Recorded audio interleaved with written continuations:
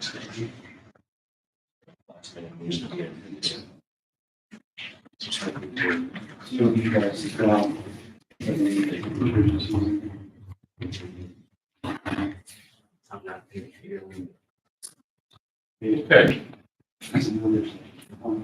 I'd like to welcome everybody to the Williams County Board of Commissioners meeting, January 17, 2024, 1:30 p.m. Roll call, please.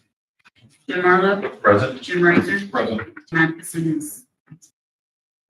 Okay, the very first thing under old business on our agenda, we had earthquake coverage, but we have information concerning liability instead. So, turn it over to you. All right.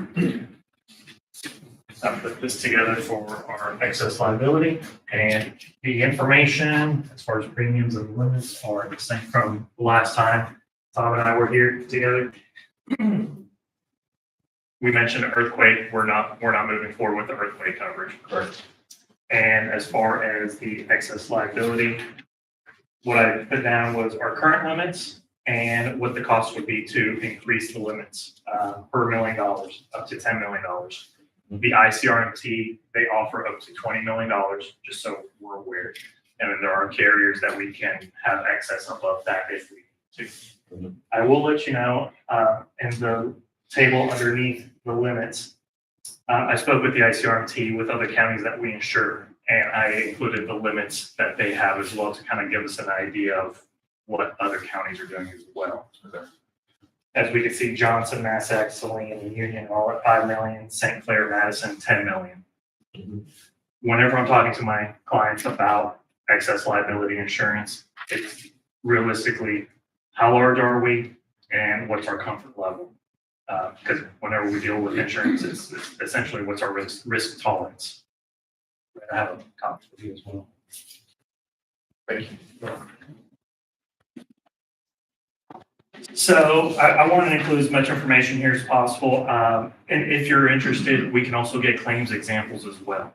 The important thing here with our exposure, if I'm comparing y'all, for instance, to the size of Williamson County to Johnson, Massac, Union, our jails, for instance, we have more people in our jails than they do. We just have more exposure than these smaller counties. So,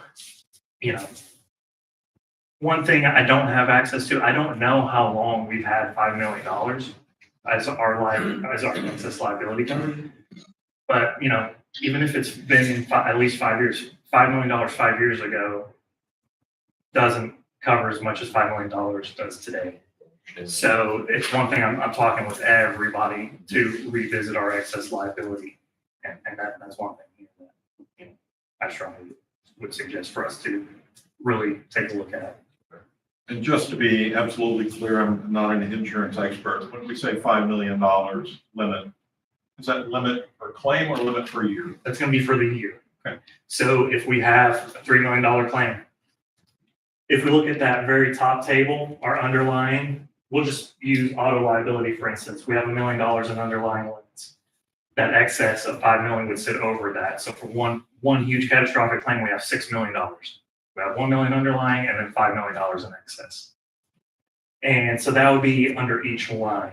So then we would have $5 million under law enforcement. And then $5 million under our general liability. So if someone slipped and fell outside or got injured and then sort of way. And then public officials, we have $5 million over that. So Correct me if I'm wrong, but I think the way we have it set up right now, we pay the first $300,000 each county. okay, so you do have a self-insured retention. Yes. And so I don't have that on this specific list here, but yes, so that self-insured retention would apply to those claims. Does that count towards the total policy? Or is that, so for instance, on your 3 million, 5 million excess, so that's 8 total. Is it 8,300,000 because the county pays a 300,000 self-insured portion? So let's go back to that 3 million. That 3 million is your aggregate. Correct. Yeah. So the most that they'll pay on the underlying would be the 1 million. Okay. So go to the 1 million. So Yeah. is it 6,300,000?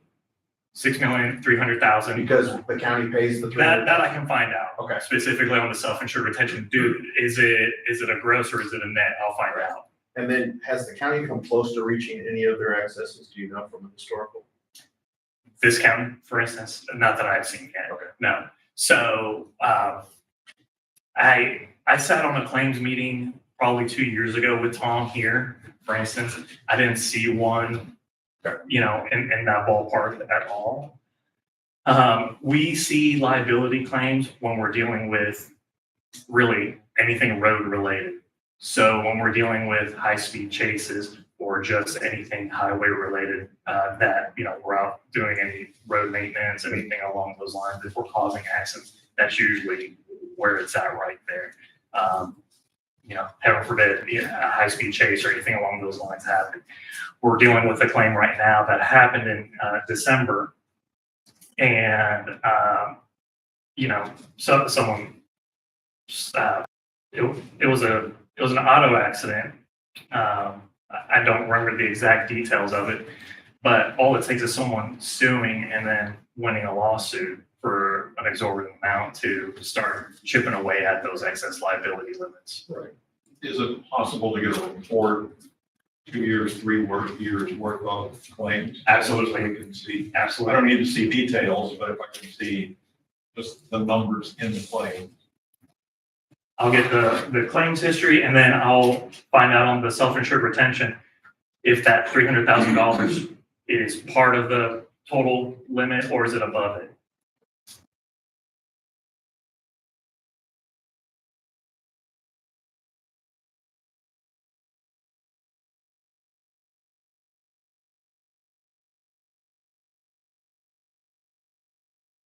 Contract requires a leased property to have insurance. Does the general liability cover any leased properties of the county? Yes, it does. Yeah, perfect. So what we would request is the contract. Okay. And that'll let us know if they need any additional insured, waiver of subrogation, things of that nature. And I'd be happy to dig into the insurance portion to say, hey, we've got all the endorsements and Claire can put a certificate of insurance in place for them to satisfy their contract. All right. Absolutely. Do you have any further questions? I do not. I appreciate it. Okay, thank you. Thank you.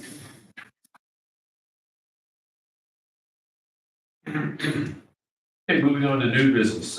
We have the building lease contract between Fish and Wildlife Services and Williamson County Emergency Management Agency and Williamson County Sheriff's Office. Right? You'd like to explain? So the Crackworks Wildlife Refuge historically had granted warehouse space and bunker space to our agencies pro bono, and they have changed their fee structures to the point where we're going to start charging fees. So the lease agreements that we've had in the past have been basically just a contract between us and them to occupy their space pro bono. And they're bringing forth a contract at this point with a fee structure that we've not had in the past. The fee structure was anticipated and was built into the 2024 budget, so the fee structures are available for us to pay. However, there were some things in the contract that we brought forth that we wanted to make sure that were provisions in the contract. The first one being under Section 3, the lessee's ability to terminate the contract within a reasonable amount of time. It is our intentions to extend this contract for 1 year. So we are going to plan to vacate that property by January 1, 25. So this would only be a 1-year contract. However, I believe if you read in the contract, it's a 5-year understanding with a year-to-year lease. So we're going to go hopefully by the end of this year. Some of the other provisions that I had issue with was the insurance, and Brett, I need to have some help understanding that because I understand they need $300,000, $100,000 in liability. Yep. So based on your question, that general liability policy is already covered. Yeah. So we wouldn't have to draw an additional policy to cover this. Correct. What we would do is we notify insurance. Insurance would put them as listed on there as a payable, so to speak. And so then if an event happened, they would actually end up getting direct payment from the insurance policy. And I'm understanding, my legalese is not very sharp, so help me understand this. Under this contract, if our equipment caused the damage, then our insurance would pay. There was a question from Commissioner Atkinson about whether or not like wind damage or lightning damage or something, a tree fell on it, if our coverage would be responsible for that, or if it's their coverage. Did you understand that? Yeah, so generally speaking, there's act of God provision built into policy. So we would have to look at our insurance general liability policy to see if an acts of God are covered or excluded. That'd be the first question. And that's a second question to our insurer or? Yeah, and we'll have that conversation. But you're not gonna be able to change the policy, I guess is what I'm saying. So whatever it is what it is. Okay. Now, if another person's piece of equipment, so say the US Fish and Wildlife was there and ends up running into the building, our insurance would potentially pay for the building, but then they would go after whoever was the tortfeasor that caused the damage to recoup the funds. Okay. So that's generally the way it goes. Same thing with like a rental car or anything else. Your insurance normally takes the hit, but then they go after the negligent third party to receive the money back. Interesting. Those are the only two provisions in the contract that I had questions about. And those were expressed by Commissioner Atkinson as well. The only thing left is to have board action so that I can enter into this contract. Well, we've got to have board action, but then we also need to have, I haven't seen any understanding from the sheriff that he's in agreement with this contract. So I don't know who we need to So, contact to get that. At some point, okay, so at some point in time, I had the sheriff removed from the contract. I guess you guys don't have the updated one. I had the sheriff removed from the contract to try to simplify the process so that I'm the one who's assuming the contract for the building since the budget's being paid out of my budget, and then he's just co-occupying the space. I did that to simplify the process. Is that a good idea, a bad idea? Recommend, you do not recommend? No, I think it's all under the same county premise. I just know that with his signature line on this document, I don't want the board to enter into an agreement that the sheriff then says, I don't agree. Okay, so I have the corrected contract, so should I just resubmit the correct, because this one has between US Fish and Wildlife and EMA only. Okay. So should I just resubmit the contract for consideration? No, it's fine. What'll happen is the board will need to make their motion that it is a contract between EMA and US Fish and Wildlife only. Okay. And then that'll be the motion that passes or fails, and then execution can happen if it passes. So Yeah, I just thought for simplification, since it's my budget that's gonna pay for the contract and not his, that it was just easier to enter it between me and the.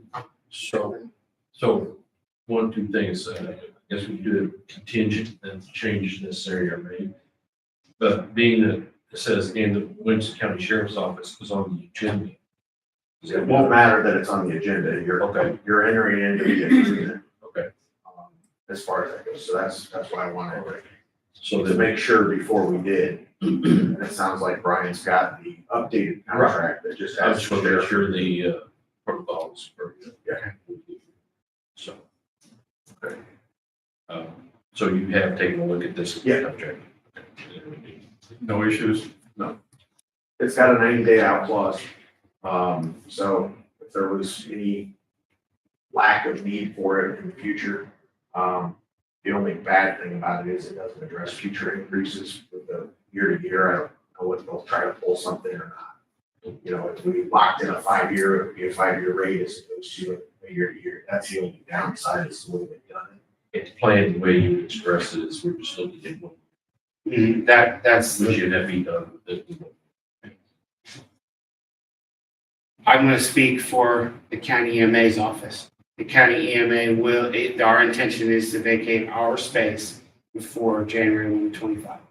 Now, the sheriff has some other issues with his evidence property on his side of that building that may cause him to want to lease this thing after January 1 of 25, but at that point, I'll be out of the picture. Let me come to the board. Correct. Whatever we need to make an adjustment on the budget. We'll do that. So, we'll see. Okay, so do we need to make this motion then on a contingent? Finish your thought. So my concern would be after the first year with the sheriff not being on this lease, you then have the job of getting the sheriff's property out of the building if he doesn't have a successor. Because I assume responsibility for it by holding the lease. Just gonna be fair to you. No, I appreciate it. That's why we have legal counsel, so.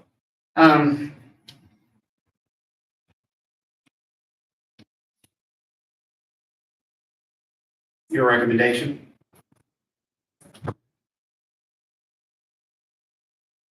Ideally, if both parties are occupying it with space, you'd like both parties in a traditional contract, you'd like both parties on the line.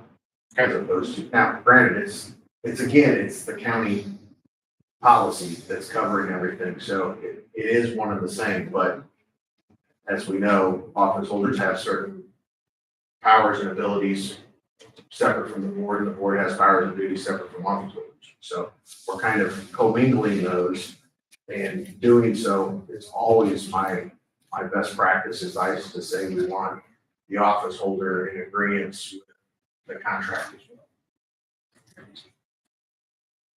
well. So the major concern for the sheriff's property is that's all evidentiary property that's been collected over the years. And I know from conversations with Commissioner Razor that there's issues with tracking that stuff, what crimes it came from, who owns it, because a lot of that stuff's not tagged. We don't know what the inventory control is on that. So that getting rid of that property may be problematic. So to keep that from becoming my responsibility, I would like to keep the sheriff. So that he has skin in the game, if that makes sense. But no, I fully appreciate that, which is why I brought it. Okay. Originally, that we need to have an agreement or an understanding that he's in agreement to execute his contract. Well, I don't want a half of a contract agreed to and then find out that the sheriff's not good with the terms. Understood. So can I, at this point, can I request that the board table this and then we can hold the sheriff and have that conversation and we'll circle back? We'll skip over.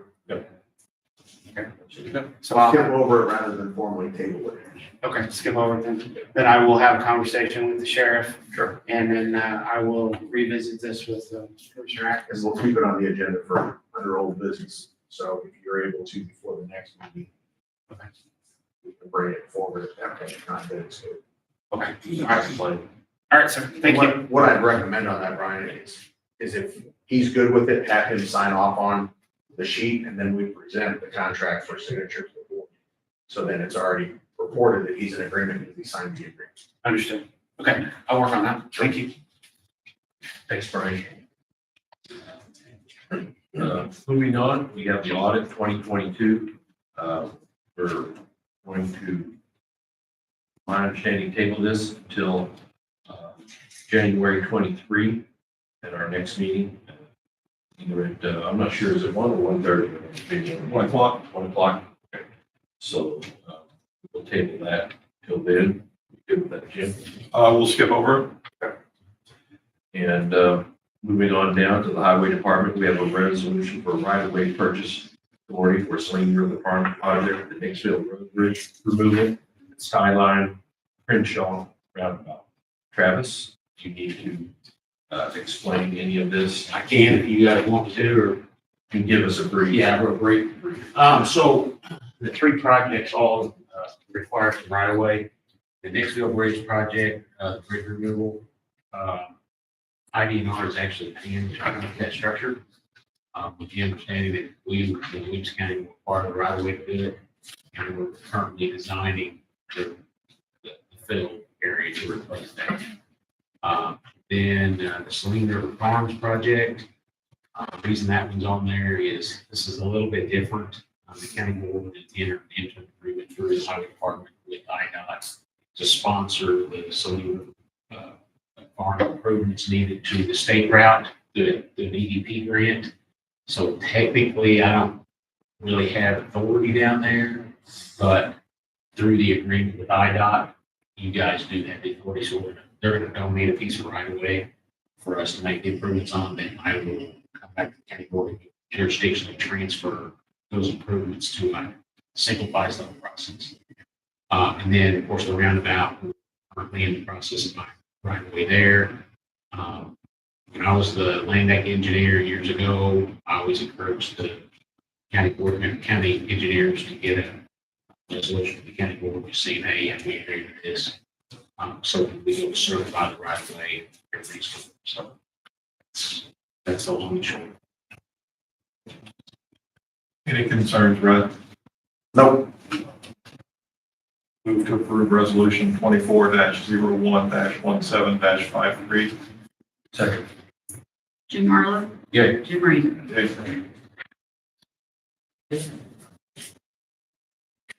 Moving on down to miscellaneous. You have any ARPA reporting, Wendy?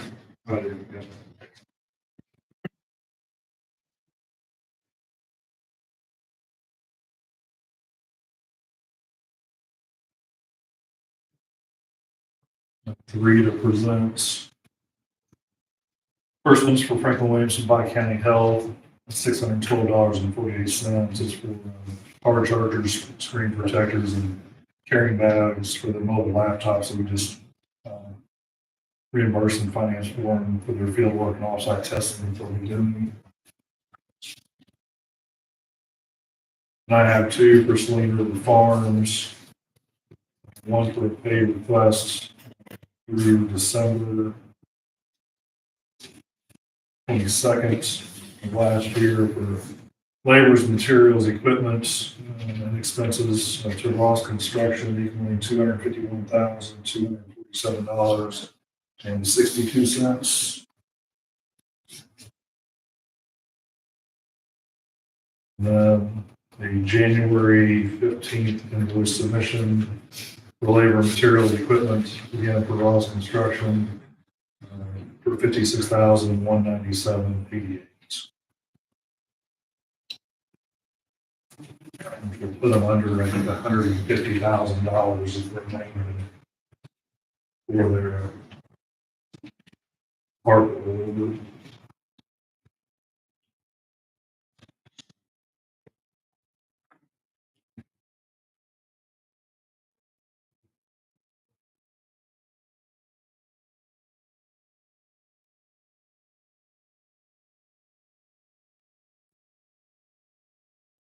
I've also got two budget, got issues. First one, this is going to go out to each department head. Had an opportunity to kind of analyze our payroll system, software, and everything else. Currently, we only have two savings accounts that we actually make direct deposits in on behalf of employees in their payroll cycle. After we look through the software and the way we have the internet banking set up, we can actually set up a template that would allow us to deposit, into anybody's accounts. I know there have been several people that have been hired recently that do not have accounts at those respective banks. They don't want to open up one. Banking environments are competitive, so you can obviously go wherever you want to get higher rates. We have some people that are now being hired, I think, through highway and through the sheriff's office that are veterans and have, Navy Federal Credit Union, those type of ones, and want to be able to have the opportunity to actually continue to use those. So we are going to allow everybody within the county to have a choice of who they'd like to deposit funds through. They already have that obviously through checking accounts, but savings accounts for whatever is restricted. This should, I think, give us more flexibility to the employees and give us a better mechanism to retain employees throughout the county just to provide them for this. So again, payroll is set to hit Friday. Everybody comes and picks up their paychecks.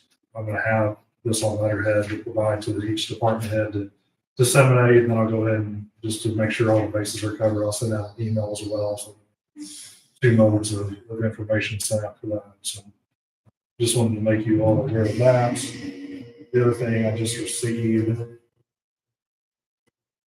from the last hour, I've got the preliminary death certificate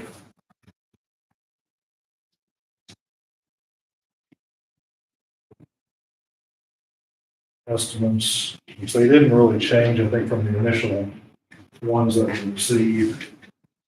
I didn't get a chance to respond to email as of yet. It stated, I think one of the big questions was the call period and what would we be able to possibly pay down in a principal sum. The first initial email and the statement said that it was callable either all or in part after the very first 3-year cycle, which I want to get clarification on that. I don't know if that means that we can, any year thereafter, we can make a lump sum principal payment, or we would have to consider it to be called, make a payment, and then refinance it, re-amortize the rates and possibly return at that time. So I will try to get a little more information, but this was what was given to you all on that 3-year, 20-year estimate. And this is just confirmed that that will be the same as what they had submitted. The rates have not changed since that time period. But I want to at least get it in your hands so you can review it and see it as soon as possible. And once I get a response from Baker Group to tell me what that allowable call feature is, I'll give that to you guys. That's all I have.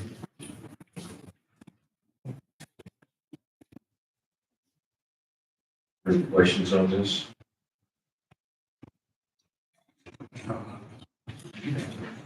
This is the meeting next Tuesday. I think so. It's okay. Appreciate it. Thanks.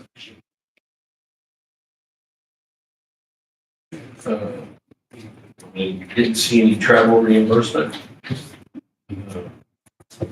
Road stitching project.